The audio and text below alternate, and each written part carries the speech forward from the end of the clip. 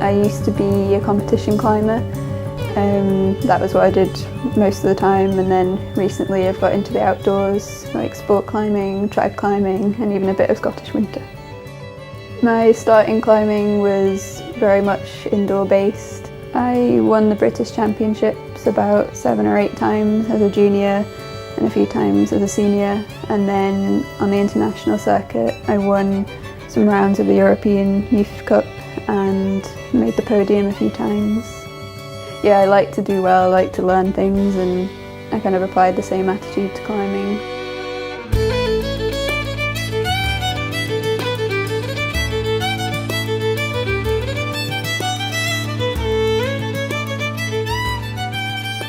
I got into climbing completely by chance. Like, my parents didn't climb, my family aren't particularly sporty, so once I got into climbing it was just competitions, training, climbing indoors. Like, I didn't venture outdoors until I was about 15 or 16. After I got on the British team, my goals kind of turned towards the international circuit.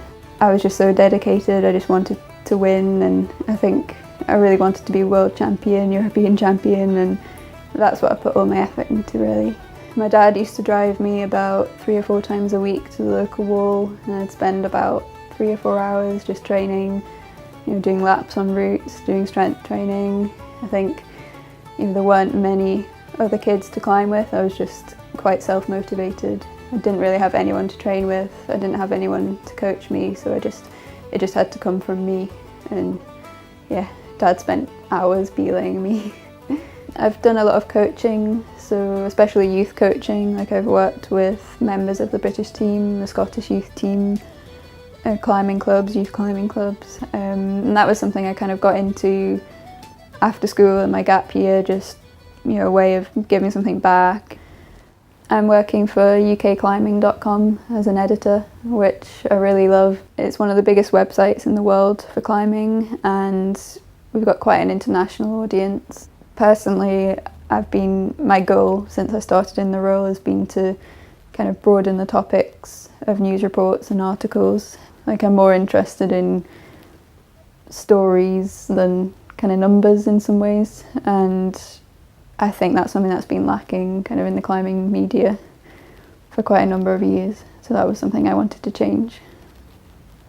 I saw all the mountains around me and thought, well, maybe I should try getting into trad climbing and winter climbing in Scotland. I didn't really see any women from Scotland going and doing hard trad routes. I saw a lot of men going and doing hard trad routes, but yeah, maybe if I'd have had a few more role models, maybe it would have seemed like a more obvious choice, but it's definitely something that's lacking. I think sport climbing, women are really catching up with men and outperforming men in a lot of ways, and bouldering as well, but I guess trad climbing's still seen as a bit of a macho game.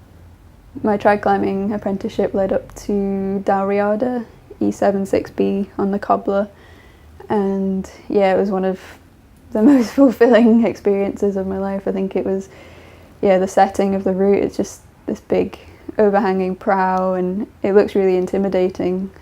On the day that I did it, the weather conditions weren't exactly ideal. Like, loads of fog and mist came rolling in. It was really cold. I think it was late October, and I think I knew on that day it was probably the last chance I'd have to do the climb this year, so there was a lot of pressure.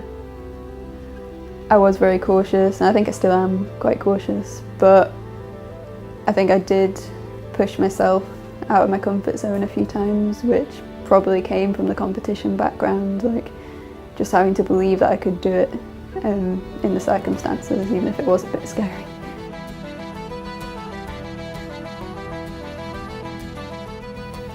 People were saying, oh, you did the first female ascent of Dalriada, and I thought, well, that's not really significant because I don't know of any women who have actually tried it.